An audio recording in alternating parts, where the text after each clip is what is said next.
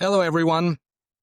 Today, with me on Lynx Podcast, Lucy Kuhar or Lučka Kuhar, and I will ask you that later, or maybe I can ask you now. So, how should I call you, Lucy or Lučka? It doesn't really matter to me. You can call me whatever you like. People who know me call me Lučka and they know how to pronounce it.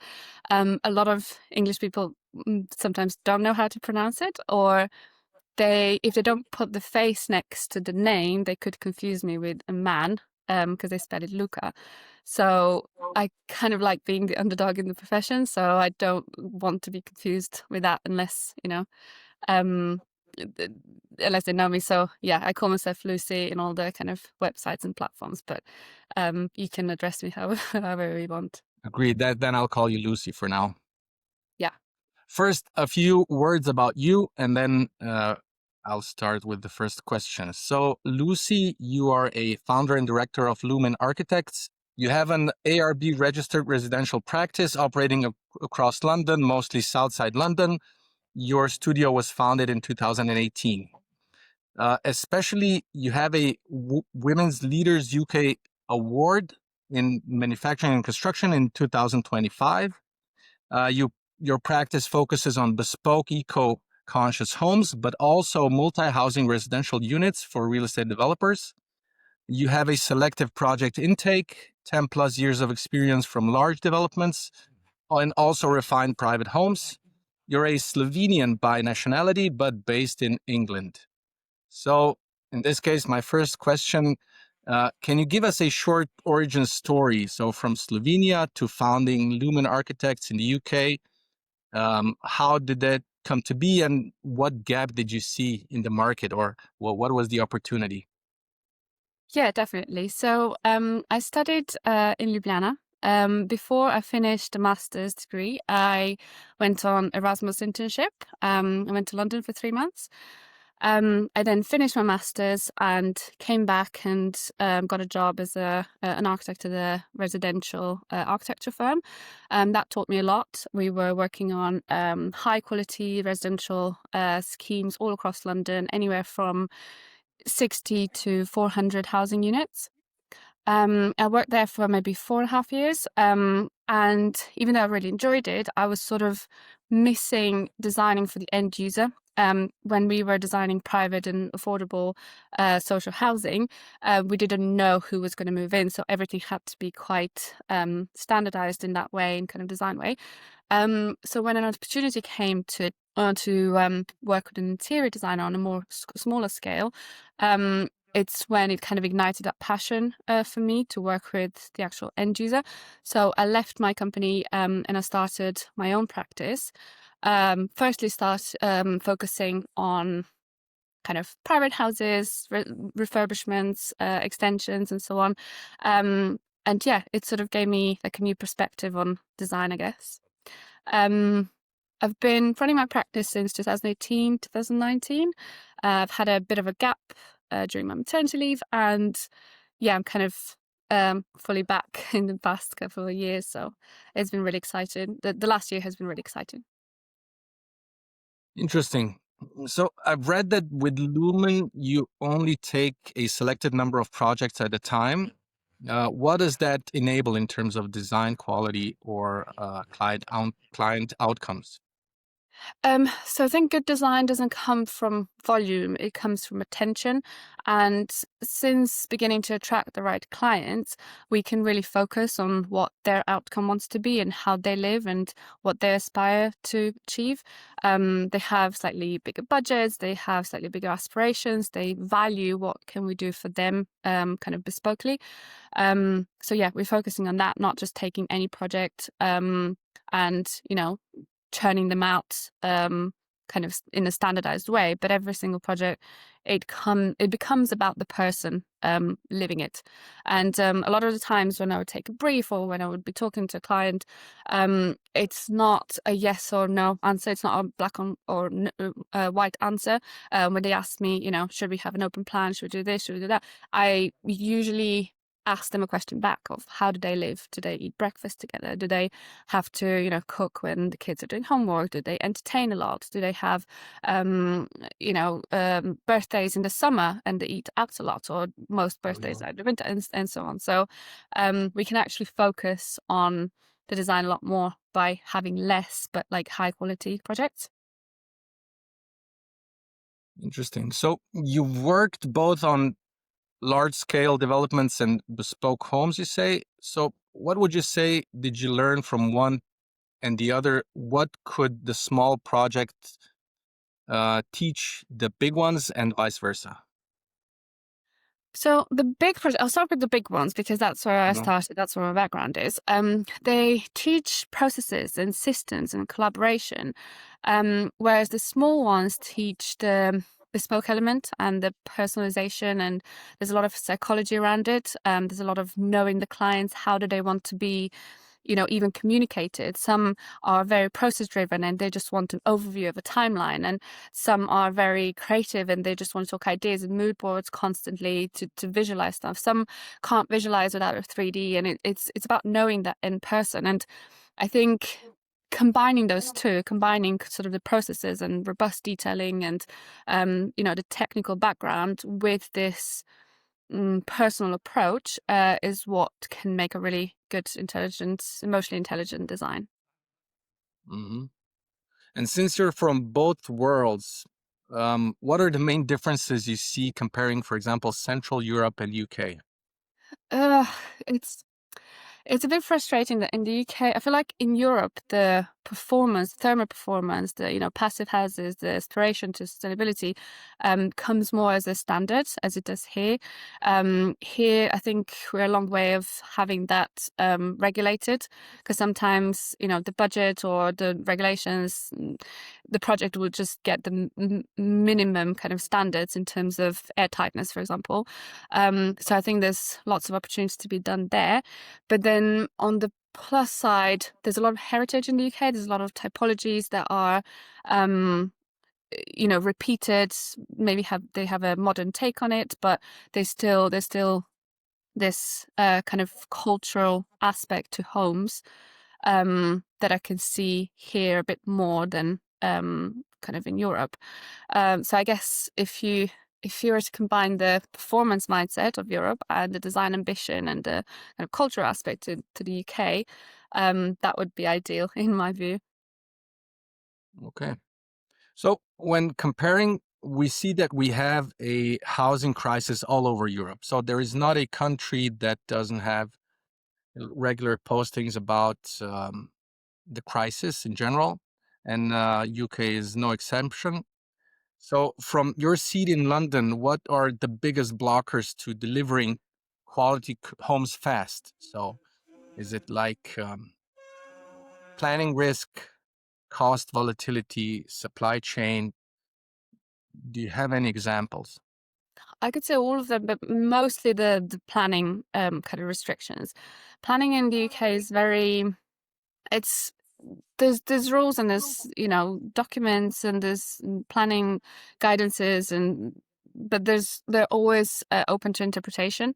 So there's this one person at the end that will interpret it in different ways depending on what's been done in the area, and or the planning history of that property and so on. So if it was kind of standardized a bit more, especially for smaller projects or especially for retrofit projects, the ones that would, add to sustainability, that would be a huge gain, I think, for the UK. I think the UK government's target is 1.5 million homes until 2029, which, everyone agrees that it's near impossible. But I guess it's a good opportunity because at least, we're going to want to strive towards that. I don't see how not relaxing a planning process would, achieve that. Yeah, I've talked to many developers from Central Europe, and actually the answer is the same. So they say there's enough capital, there's even technology. So the main problem is just lack of plots, and of course these planning processes that are just too long. So I guess it's very similar, Europe and UK. Well, when you mention lack of plots, so one of the ways that the UK is trying to relax those or open up new opportunities is at the moment they have this thing called green belt. So every major city has a belt of greenery around just so that there's no overspill, so that the growing cities won't grow indefinitely. But what they've establishing now is the so-called grey lands, kind of grey areas. Now, again, these are open to interpretation. They're not very kind of standardized of, where could you potentially unlock certain lands in the green belt that won't overspill the city. So yeah, that's again a restriction, but also an opportunity. So we'll see how that goes. So if you could change some of the planning rules tomorrow, would changing the rules would that be the green belt or something else? Would you find practical to change from your experience? Personally, I would fast track anything that increases performance, anything that you can retrofit the existing houses to make a bit more quality, maybe add a certain unit, not just forget about the heritage that the UK has, but more like, I don't have the answer to this, but for example, a listed building will not have solar panels agreed upon. That's just what the rules are at the moment, and it just long term it feels a bit ridiculous to me, because we want to go greener, we want to go more sustainable. So personally, I would make the kind of smaller extensions, or especially the ones that increase the quality of the housing, a bit more fast tracked in terms of planning. Mm-hmm. Maybe second thing, I don't know how you make this with the policies, but if we could educate people that the modular housing is not actually something to be afraid of, that can add a lot to, again, sustainability, my personal passion, and just the speed of everything and the quality essentially, then that would be a good way to go. I think there's still, I feel there's still a bit of a fear around it, because it's the unknown, and the standard is bricks and mortar, and let's just go with that. And if that became a bit more, I guess, popularized, that would be great in my opinion. I'm sure you're right, especially since so many companies, modular companies like high tech, went bankrupt, and in recent years, which was a big surprise for us Europeans. Or was that in the UK or the In the Europe? UK, yeah, yeah, yeah. Yeah. Um, for private investors, and maybe even for small developers, where in your experience do projects most often lose money? And how do you, as an architect, defend the budget? Since comparing different things within the project, budget is usually the number one, or at least number three, from one to three on investors' list. So if we look at the private investor, so the person who's doing their extension, they'll Mm-hmm. always have a trade-off. So they'll say, we want this bespoke marble kitchen, it's going to cost us a fortune, but then we'll have to, make use with other materials somewhere else. And there's always going to be a trade-off of most of the time their preference of what they really want to get in. Sometimes there's a project at the end of the project, there's no budget anymore, so they just go with IKEA wardrobes, and they look nice. It's not very thought through, long term. In terms of the kind of smaller developers, I would say they lose money when they try to rush the tender without the full coordination. So you get the project in and they go, when can I get the window schedule so I can get the prices? And we're not even there yet. We haven't done the general plans. We haven't done the coordination with structural engineer. We can do this, but then it might cost you more because, obviously they'll get the cost, they'll get it back. Then 2 months down the line, things will change and it'll have to be, coordinated again. So if they could, yeah, sometimes they feel like they rush with the best intention in mind, but until you have a coordinated design in all areas, that would probably save them the most money long term. Um, Mm-hmm. the other thing would probably be depending on who their end client is, so we're talking about the developers now, depending on who their end client is, sometimes we'd advise to go with a certain spec that's not, the cheapest and the most standard, just in order to attract those clients and it's eventually add to the value of the housing, right, with it. Mm-hmm. But again, it's a certain trade-off, what do you invest more into? It's always this conversation. Mm-hmm. Since before you mentioned modularity, modular construction, is it similar? Do investors see this catalog kit of parts system as something that's inferior to fully bespoke? What's the right mix on the market in your experience? I guess, well, it depends, because if you're doing the retrofits, it's a bit, sometimes it's a bit tricky because, all the walls are a bit wobbly and wonky and not straight. So it's a lot easier if you're doing a new build. If you're doing a new build, I do think, certain developers are a bit more progressive in that way. And even the company I worked with, I think it was maybe like a 6-7 story building with nearly maybe 116 units. It was all timber, kind of timber construction.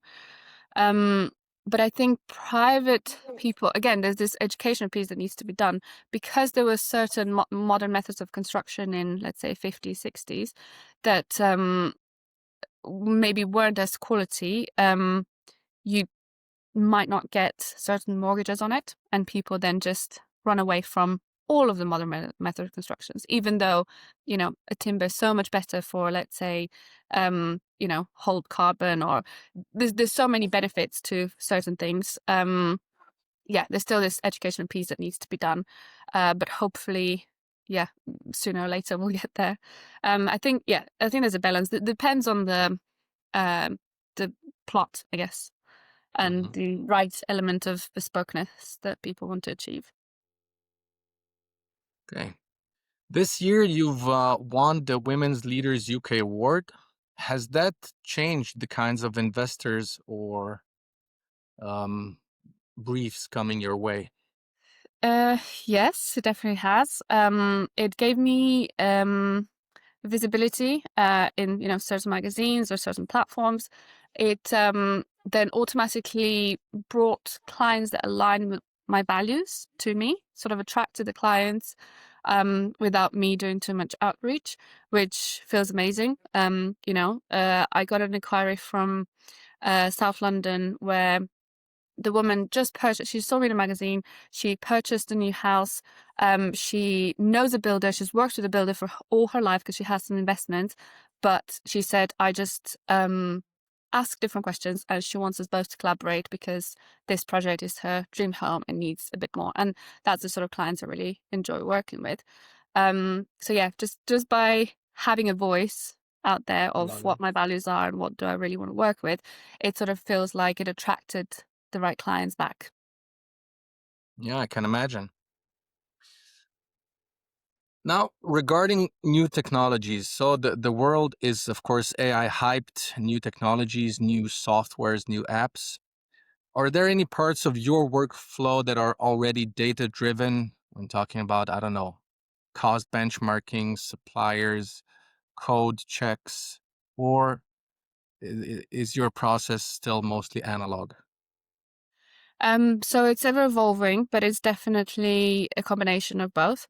Only because, we need to adapt to this world and we can make the most out of it, especially as a small growing practice.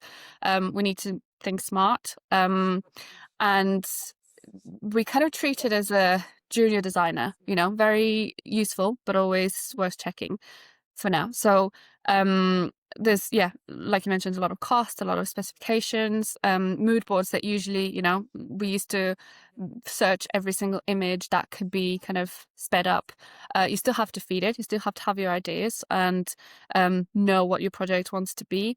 And obviously, like I said, check in the end, but there's just such an opportunity of kind of fast track the boring admin stuff to then focus on what really matters.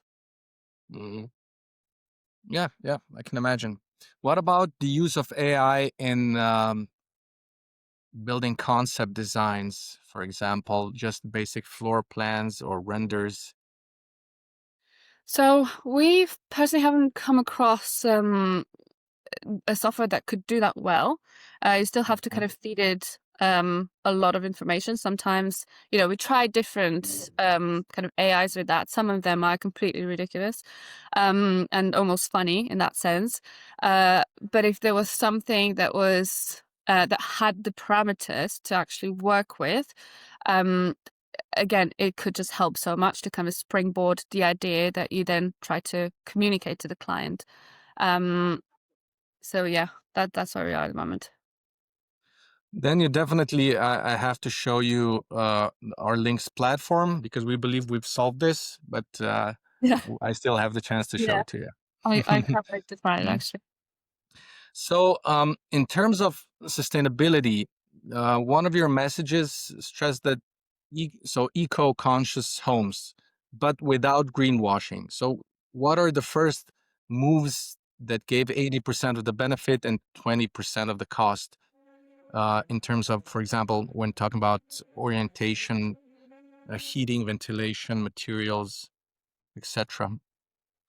So I think sustainability doesn't have to be a zero or one sum. Kind of like, recycling. You can recycle most of the time, sometimes you don't. That doesn't mean that you don't believe in recycling. So it's just about that, building that mindset and maybe making it in stages. So if you don't have a huge budget, then at least the first thing I would look at is the orientation and the daylight and how to get the most and the right sort of daylight in the certain, rooms, and Mhm. not to get too much overheating, but also not to get too much of a dark room. So that all depends on the plot. The second thing I would look into would be air tightness, insulation, just having really high performance, windows and as much as possible airtight. And I know, we're mostly working with kind of old houses, the projects that I work with. But still, that's a big investment that's gonna return eventually, that you won't be able to see, but it's going to add such a better feel to the to the home. And then I guess the third one would be just natural materials, low toxicity materials, local materials, local carpenters, not to have certain furniture travel from all the way across the world and stuff like that. So Mhm. yeah, that would be. There was in my opinion, very interesting survey made in the US where it showed that 76% of investors are willing to pay more if their home was sustainable. Hmm. Do you think that it's similar in the UK, that the UK investors are willing to pay more for the same kind of house if that house is more sustainable? I don't have the numbers, but Mhm. my feel is that people are waking up in that respect. Mhm. That it's not just about kind of the cheap value and making money and moving to another house. Um, they're becoming more eco-conscious in every aspect. Mhm. Including housing. And, like I said before, it doesn't have to be zero or one sum. It can be small, impactful changes that we can do on a daily basis. And then maybe, a few years down the line, we do something else. Thoughtful again. Mhm. Yeah, yeah, I agree.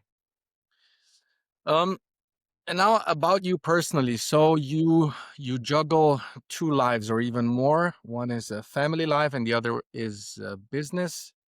And in this aspect, what did motherhood teach you about running a resilient studio, and how has it influenced your design ethos for example, family homes? Well, it certainly made me more efficient. um, I have to stop at a certain time to go, to nursery and stuff like that. Mhm. It Because of that limited time, because I can't just, like we did in uni, we would just work until the work was done. I kind of can't do that anymore. So it kind of forced me to step into a director role in terms of I don't do all the drawings anymore. I direct the design, I direct the decisions, I am client facing, I am, leading the team, coordinating the team, but there are certain things that I wouldn't be like physically making in Revit anymore.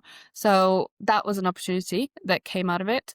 And then, yeah, it just made me, I guess, more empathetic to a certain lifestyle. So I would always, specify a low toxicity washable paint, but I only now know how important that is if you have a child. Mhm. So yeah, it's just a different view that I have now.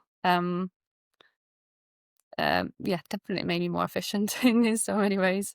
Exactly. Yeah, the common denominator, it was efficiency, in my opinion, what you mentioned. Yeah. So in this case, you also have coworkers, or for example, if you're employing or when you'll be employing, what kind of skills are the most important in the next generation of architects mostly? So what kind of skills are you looking for, and what do you think are the general skills that will be most important, especially for Gen Z? So I think we mentioned, the AI world coming in, and there's going to be lots of tasks that will be kind of outsourced to, the AI or the computer.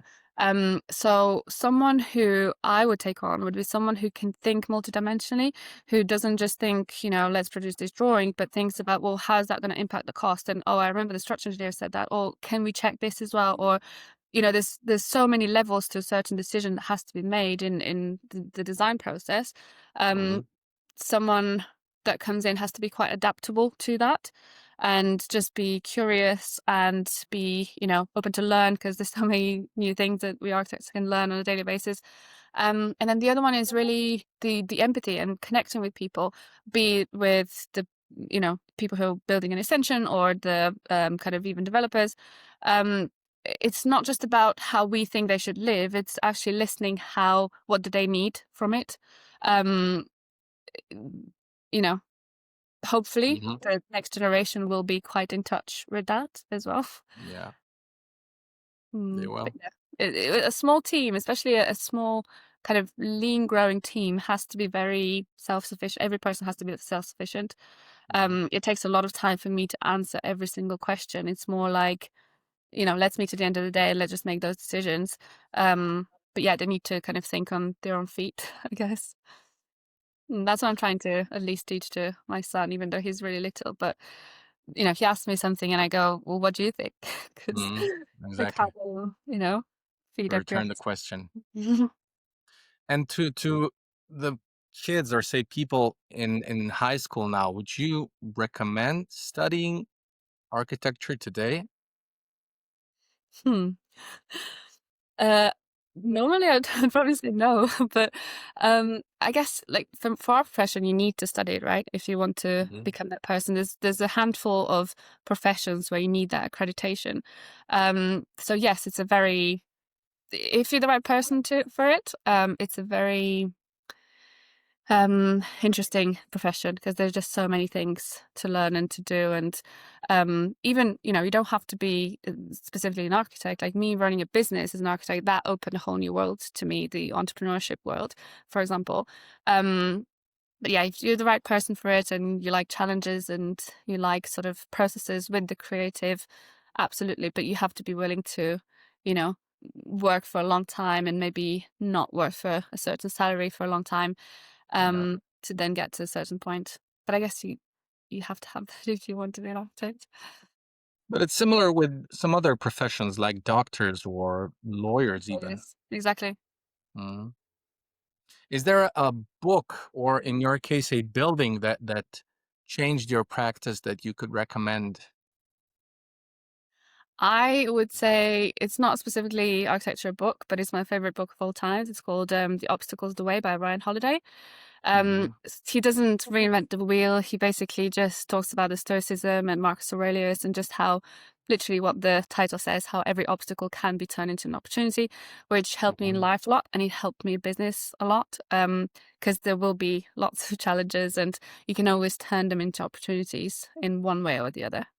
I can't go and pitch the same as someone who, has worked for 20 years in the industry with 100 units, but can add a lot more from different angles, for example. So yeah, it's about reframing your mind, I guess. Great choice. I love it. I'm a big fan of stoicism and all the connected ideas. So in my opinion, good choice. Okay, maybe a closing question. Is there a project that you're currently excited about where the viewers can know and see more about your work? So I'm working on a few projects at the moment that are very interesting in like bespoke kind of way. So one is a listed building, one is in conservation area. There's this barn conversion that we're doing. We're working on a house in a green belt, so that one's gonna be quite interesting. I'm trying to merge the kind of heritage building that's there with the new kind of approaches and having materials like clay plaster or hemp insulation, if the Mhm. budget allows, obviously, like always. But yeah, these are very much close to my heart because the clients are a dream as well. And then we're also working on 8 houses in South London. We're going to construction at the beginning of next year, so that will be really exciting.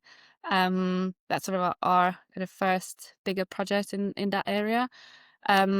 So yeah, so we share everything on our Insta, our company LinkedIn. We update the website, and that's where the listeners can find us.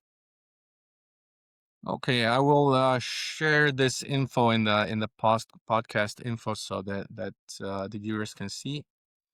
Lucy, this was super interesting. Thank you for this conversation. I couldn't pour you some coffee that I usually do, but either way, um, I hope you have it yourself over there, Next time when uh, I'm in Ljubljana again. or myself in London. Yeah, But I guess I don't know. It depends where you are. I wanted to say Ljubljana has better coffee, but it really depends. it really Yeah. depends. Lucy, thank you for your time. I hope listeners will enjoy and learn something new and get some inspiration. Well, thank you for having me. Mm. You're welcome.